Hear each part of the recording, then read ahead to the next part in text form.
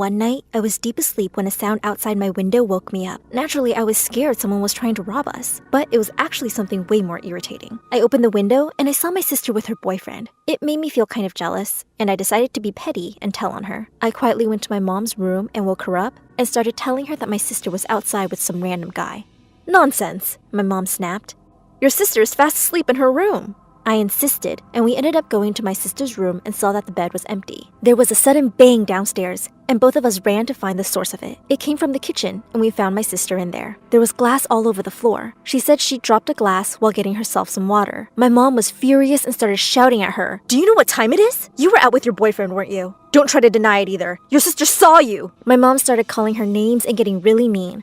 But my sister didn't change her story. In the end, Mom grounded her for a whole month and stormed upstairs without another word. My sister looked at me with such rage in her eyes. I thought she was going to attack me. She hissed and turned away. The next day, my sister wasn't any happier. Every time she passed me, she glared at me like she was trying to kill me with her eyes. I wanted to get away, so I decided to go to the grocery store with my mom. When we arrived, while she was busy finding all the stuff on her list, I decided to have a walk around by myself. I got a little distracted and accidentally walked into the back of a man. I was ready to apologize, but when he turned around, I saw it was my dad. I was sure he should be at work. Maybe he was on a break or something? "Sorry, Dad. I wasn't looking where I was going." Dad looked a bit startled for a moment. He looked around in all directions nervously. It was really strange. But finally, he seemed to relax and smiled at me. "No need to apologize, my princess. Hey, how about we head back home?" "Well, Mom's here. Should I go get her?" I asked. No, he said pleasantly. "It's fine. I saw her before, and she wanted me to take you home. She'll catch up with us." Maybe I'd been bugging Mom? I didn't know, but I followed Dad outside to the parking lot anyway. Except, it all got even weirder. He had a totally new car I'd never seen before. "Did you get a new car, Dad?" "Yes. I actually bought it this morning. Do you like it? Get in quick. Your mom won't be happy if she has to wait." "What on earth are you doing? Get away from my daughter, you freak! I swear I'll call the police!" I ran back towards my mom. "Mom, what's wrong with you? Everyone's looking. I was just going home with Dad." I turned to talk to Dad, but he was speeding out of the parking lot. What was happening? My mom was furious, demanding an explanation about why I was getting into a stranger's car. She wouldn't listen to me when I tried to say it was just Dad. Then she dropped a bombshell on me. "Honey, that wasn't your dad. Your dad's at work. That man didn't even look like him," Mom said. I stared at her, wondering if it was all one big joke. But Mom looked deadly serious, and I started shaking and crying. What was wrong with me? They looked exactly the same, I was sure.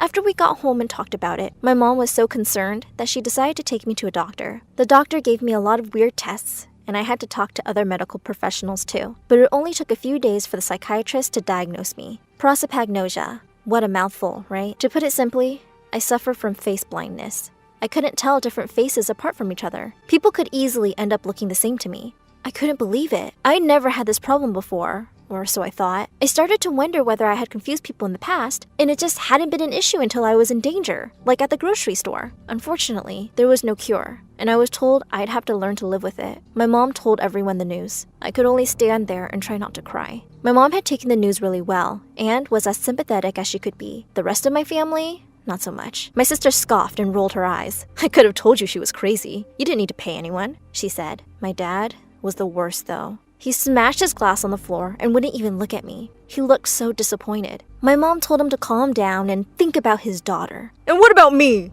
he roared. "My daughter is abnormal. Do you know how embarrassing that is?" I ran off crying, but I could hear the entire fight from my room. My dad was yelling about how he never loved me and always knew there was something wrong with me. My mom told him to shut up and that I was just special, but he was too stupid to notice. My sister didn't say anything, but I could hear her laughing. At least someone was getting a kick out of this. In fact, she seemed pretty happy about the whole thing. At least I had my mom, or so I thought. My dad and sister quickly ganged up on me. My sister cut her hair like Mom and wore her clothes to confuse me. And it worked. The next day, she walked over to me in her mom costume with an evil smirk on her face. She came close and whispered in my ear, "Hey, idiot. Guess what? I love your sister more than you." I started to cry hysterically and asked her why. "You've just always been such a disappointment to me," she said. She started to laugh in a way that seemed oddly familiar, but I couldn't place it. Before I had time to really think, Dad walked in. I told Dad that I was sorry for everything, but he just rolled his eyes at me. "It's fine, I guess. I always knew you'd be a problem," he said. "By the way, since there are no secrets between us anymore, I guess it's time we told you about our open relationship." Pointing at my mom, he said, "No need to tell her when other women are here. We all agreed to it. Not that you could tell your own mother apart from some random woman off the street. He and my sister both laughed before leaving the room. These people were stupidly evil. Shamefully, I really thought it was my mom who spoken to me like that, and I felt so betrayed and hurt that I didn't want to speak to her again.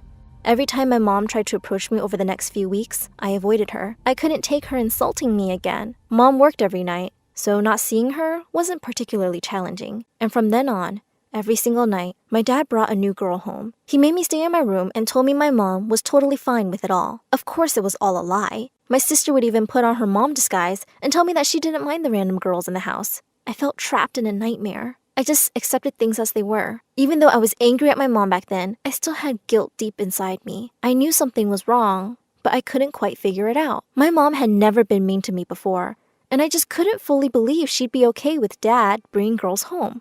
I needed to know the truth. I confronted my dad about it and told him he should stop. He got annoyed and told me I didn't understand. He asked me how I could even tell they were different girls since I was face blind. I can still tell voices apart, I said sadly.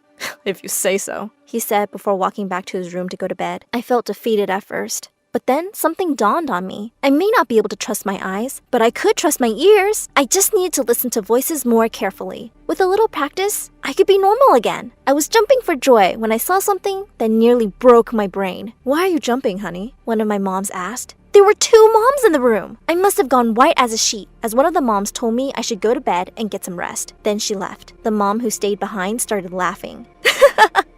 I see you just noticed my little haircut, you idiot. It was my sister. It was you the whole time? I shouted. Was it? Maybe sometimes. It's not like you can even tell the difference, my sister said. I was going to fix this whole mess. We all sat down and ate breakfast the next day, and no matter how hard I tried, I couldn't tell them apart. Their voices were different for sure, but I couldn't pin a voice to a person. My sister definitely had a distinct laugh, but her regular speaking voice wasn't much different from Mom's. And when I couldn't tell who was speaking, I couldn't train myself to know who was who. But then I thought, sure, their voices were similar, but their personalities weren't. That was it. My sister was rotten to the core, you see. And not just with people. My sister was also very mean to animals. She hated puppies and she hated kittens. Not like my mom and me. I decided to borrow the neighbor's puppy for a few hours. When I walked into my house, I could already tell my plan was working. One of my moms looked over with disgust and walked out. The other ran right up and started petting the dog. I took the next few hours to memorize my mom's voice as she played with the dog. The longer I listened, the more I could identify unique things in her voice.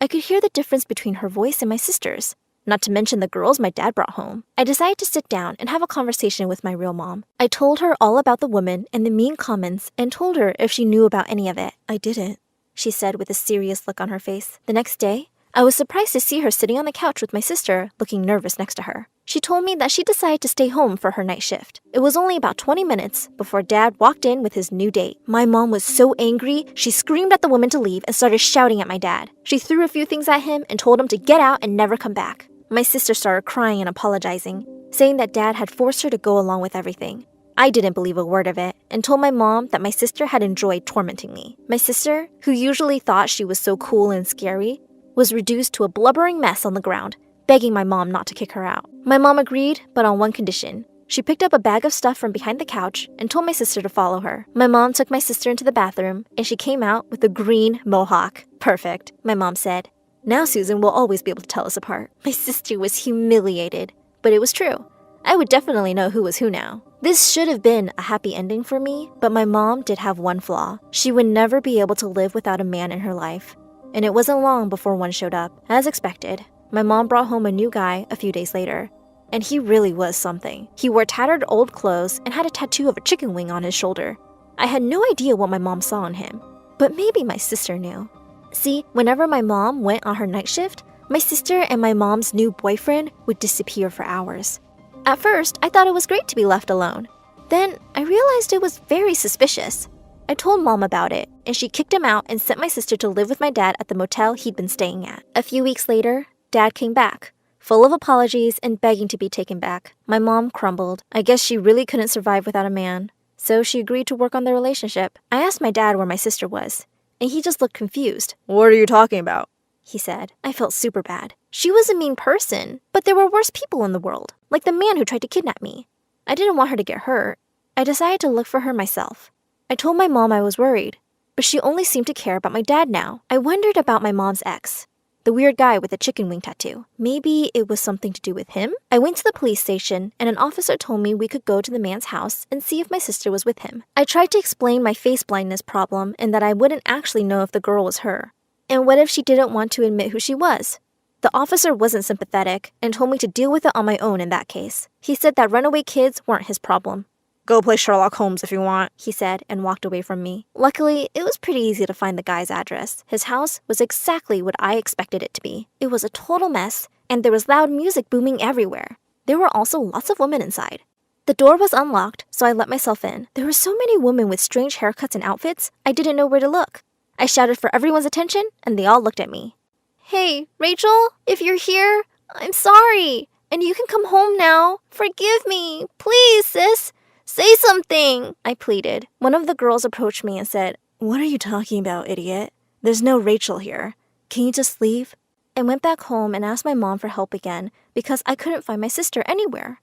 That's when my mom finally snapped. "Honey, I've tried to be patient with you. I just can't take this anymore," Mom said. Take what? I asked, confused. "All these games! It's not funny. You almost cost me my marriage, and for what? Now all of this?" Mom explained. What do you mean? I asked. "You don't have a sister!" My mom yelled, holding her head in frustration. What was she talking about? Of course I did! I pulled out my cell phone and checked my sister's number. She hadn't answered before, but maybe I could leave a voice message? Except now it said the number didn't exist. I ran over to my room and looked for any of her stuff, or photos, or something, but there was nothing. Her room was totally empty. I turned my computer on and searched frantically for her social media accounts, but they were all gone. I even ran into my mom's room and pulled out the family photo albums. She wasn't in a single picture. I was crazy, wasn't I? I'd been crazy the whole time. Or maybe there was something else happening here. Whatever it was, it had to be something dark.